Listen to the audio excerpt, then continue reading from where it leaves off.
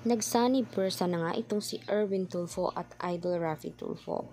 Ngayon na lumipad na siya papuntang Puerto Princesa, Palawan para tulungan itong pamilyang Galieno sa paghahanap kay Jovelyn Galieno, kung saan naging isang buwan na noong Petsa 5.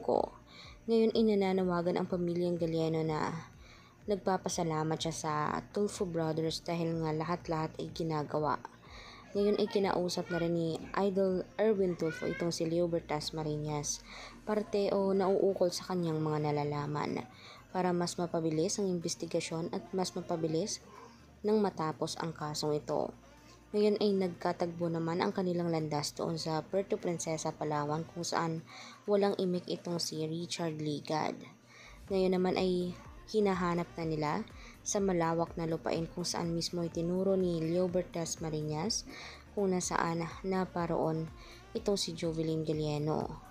Halata naman na consistent ang mismong mga pagkakasabi ni Leobert kung saan pinaniniwalaan siya ng batas at ang mismong mga matataas na nagtatrabaho sa awtoridad. Ngayon naman ay successful ang kanilang operasyon sa paghahanap kay Jovelyn Galieno.